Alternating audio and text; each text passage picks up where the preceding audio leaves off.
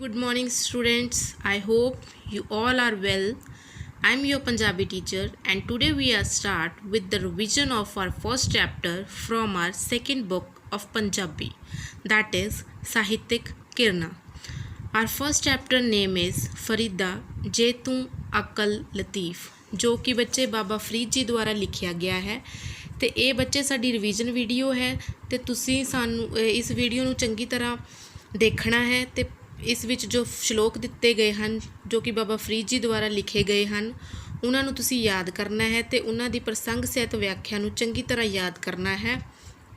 तो असी बाबा फरीद जी बारे जानते हाँ कि बाबा फरीद जी कौन सन, उन्हों की शख्सियत और उन्हों की रचना बारे देखते हाँ कि बाबा शेख फरीद जी सो सन सूफी कावधारा के कवि भाव मोडी सन। आप दा जन्म 1173 ईस्वी विच होया। बच्चे जो बाबा फरीद जी का जन्म सी 1173 ईस्वी नूं पिंड खोतवाल जिला मुल्तान पाकिस्तान विच होया। ते आप जी की माता का नाम मरियम जो कि बहुत नेक और धार्मिक विचारां दे धारनी सन। उन्होंने अल्लाह की बंदगी की लगन आप नूं बचपन विच ही लगा दित्ती सी, भाव कि उन्होंने परमात्मा वल बचपन विच ही उन्होंने लगा दिता सी। बचपन तो ही आपां शरां दे बहुत पाबंद सन। अरबी ते फारसी भाषा के आप बहुत वड्डे विद्वान सन, भाव कि आप दा जिहड़ा सुभाਅ सी वो भी बहुत साऊ सी ते आप वधिया सुभाਅ दे मालिक सन। आप दे विच निमरता सी। ते ख्वाजा बख्तियार काकी जी आप दे मुर्शिद सन, जिन्हां दी आपने बहुत प्रेम नाल सेवा की। आपने सारी जिंदगी परमात्मा की भजन बंदगी विच लगा दी, भाव कि सारी जिंदगी ही परमात्मा का आपने नाम जपिया।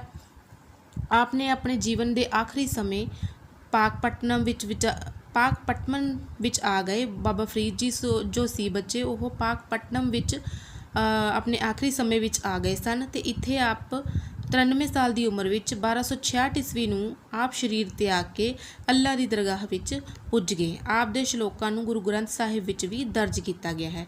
सो बच्चे ये सी बाबा फरीद जी बारे चंद लाइनां।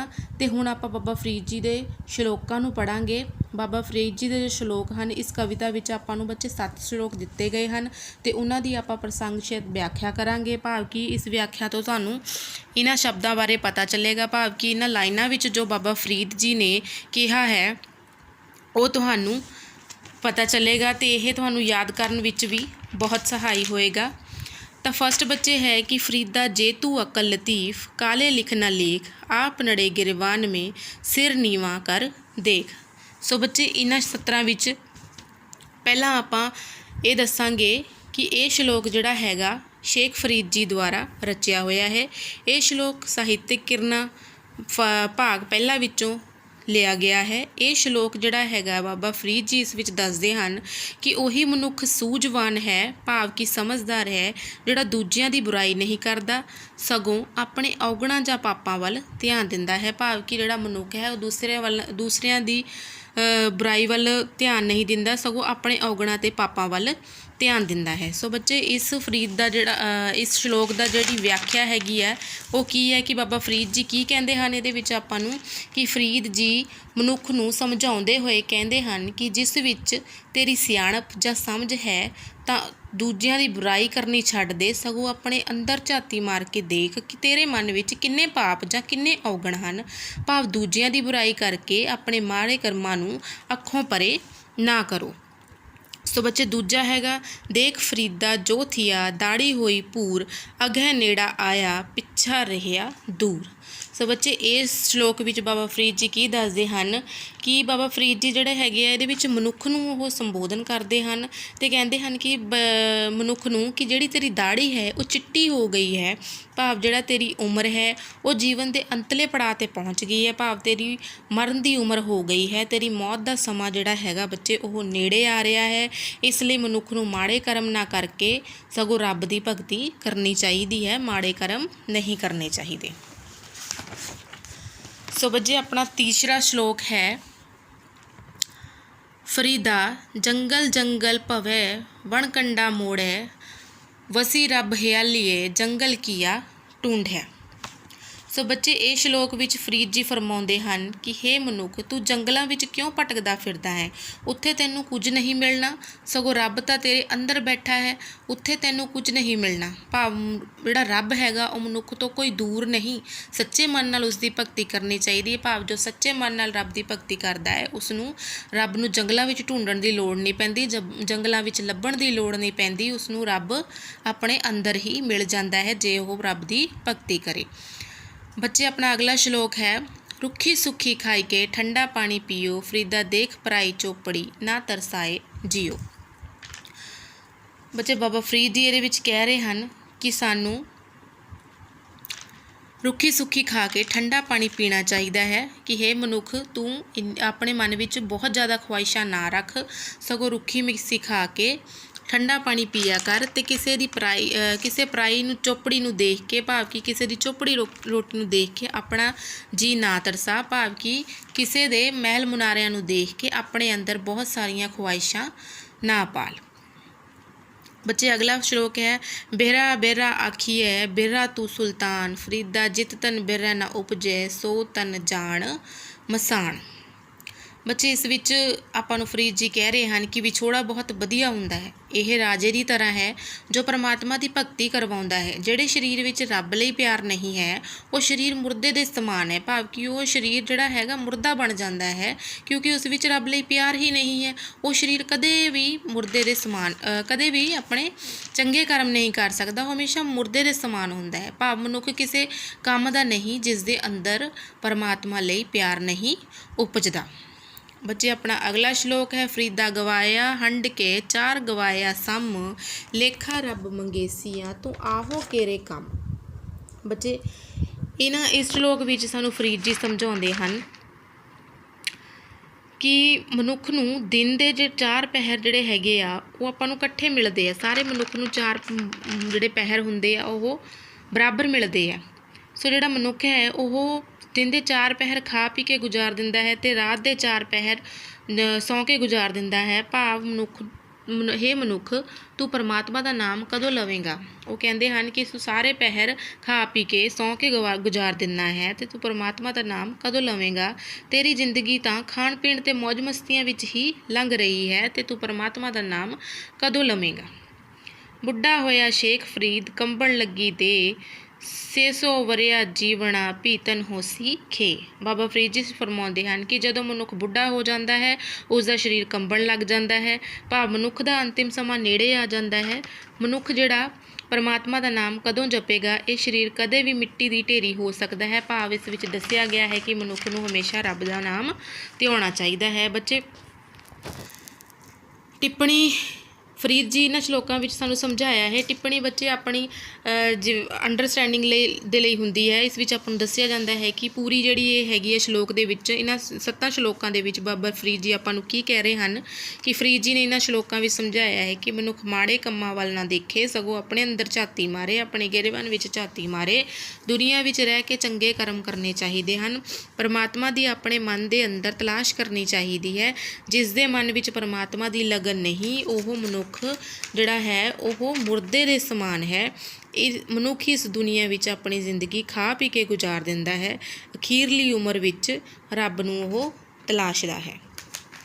ਸੋ ਬੱਚੇ ਇਸ ਅਭਿਆਸੀ ਪ੍ਰਸ਼ਨ ਆਪਣਾ ਫਸਟ ਜਿਹੜਾ ਹੈਗਾ ਪ੍ਰਸ਼ਨ ਹੈ ਕਿ ਮਨੁੱਖ ਨੂੰ ਆਪਣੇ ਲੇਖ ਕਿਹੋ ਜਿਹੇ ਨਹੀਂ ਬਣਾਉਣੇ ਚਾਹੀਦੇ।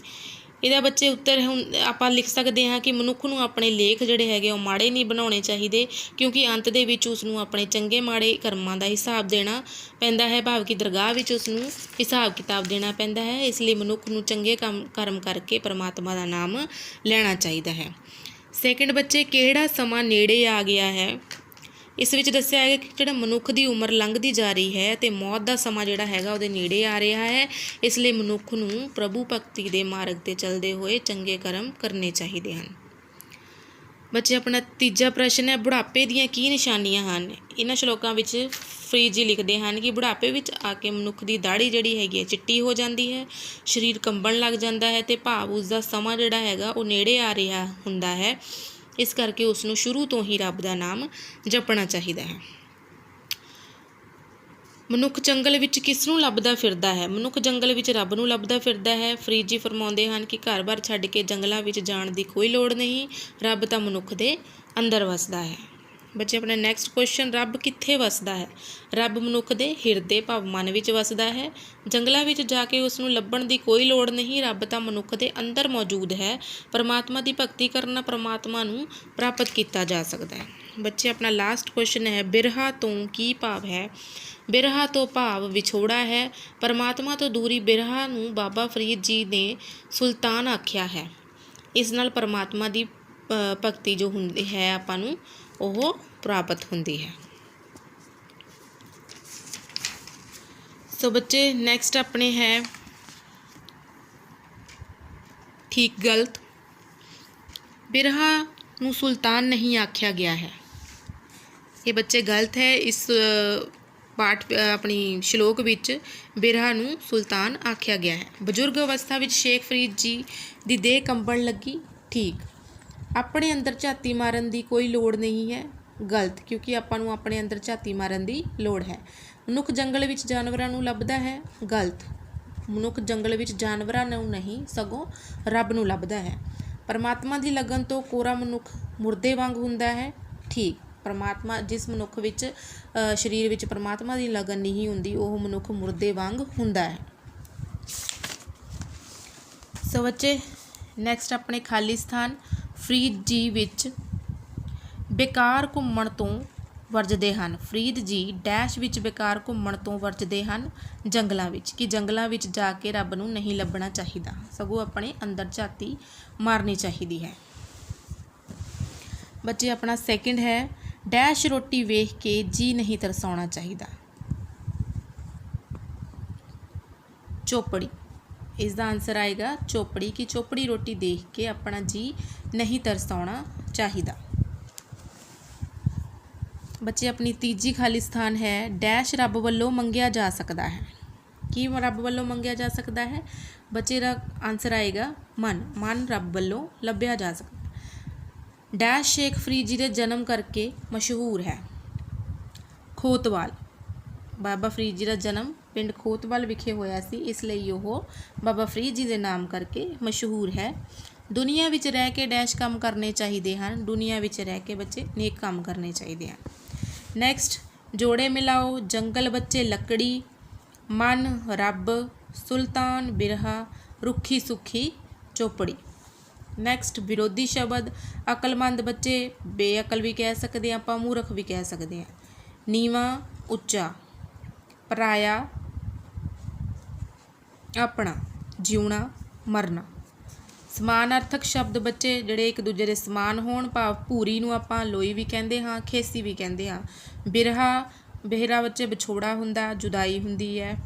ਸੁਲਤਾਨ ਰਾਜਾ, ਨਰੇਸ਼ ਭਾਵ ਕਿ ਜੋ ਰਾਜਾ ਹੁੰਦਾ ਹੈ, ਸੁਲਤਾਨ ਹੁੰਦਾ, ਉਹਨੂੰ ਆਪਾਂ ਨਰੇਸ਼ ਵੀ ਕਹਿ ਸਕਦੇ ਹਾਂ, ਸੁਲਤਾਨ ਵੀ ਕਹਿ ਸਕਦੇ ਹਾਂ। ਗਿਰੀਵਾਨ ਬੱਚੇ ਆਪਣਾ ਬੁੱਕਲ ਵੀ ਕਹਿ ਸਕਦੇ ਹਾਂ ਆਪਾਂ, ਉਹਨੂੰ ਕਲਾਵਾ ਵੀ ਕਹਿ ਸਕਦੇ ਹਾਂ। ਵਾਕ ਬਣਾਓ, ਜੰਗਲ, ਜੰਗਲ ਵਿੱਚ ਬਹੁਤ ਸਾਰੇ ਜਾਨਵਰ ਸਨ। ਰੁੱਖੀ ਸੁੱਖੀ, ਹਮੇਸ਼ਾ ਰੁੱਖੀ ਸੁੱਖੀ ਖਾ ਕੇ ਪਰਮਾਤਮਾ ਦਾ ਸ਼ੁਕਰ ਕਰੋ। ਅਕਲਮੰਦ, ਰਾਜਾ ਬਹੁਤ ਅਕਲਮੰਦ ਸੀ। ਲੇਖ, ਇਨਸਾਨ ਨੂੰ ਆਪਣੇ ਲੇਖ ਮਾੜੇ ਨਹੀਂ ਲਿਖਣੇ ਚਾਹੀਦੇ ਹੈ। ਸੋ ਬੱਚੇ ਇਹ ਸੀ ਤੁਹਾਡੀ ਰਿਵੀਜ਼ਨ ਵੀਡੀਓ। ਹੁਣ ਤੁਸੀਂ ਇਸ ਵੀਡੀਓ ਨੂੰ ਧਿਆਨ ਨਾਲ ਦੇਖਣਾ ਹੈ ਅਤੇ ਇਸ ਕਵਿਤਾ ਵਿੱਚ ਜੋ ਸ਼ਲੋਕ ਹਨ ਉਹਨਾਂ ਨੂੰ ਚੰਗੀ ਤਰ੍ਹਾਂ ਪੜ੍ਹਨਾ ਹੈ ਅਤੇ ਯਾਦ ਕਰਨਾ ਹੈ। ਅਤੇ after that I will take your test from this lesson. Thank you so much ਬੱਚੇ, ਹੈਵ ਅ ਨਾਈਸ ਡੇ।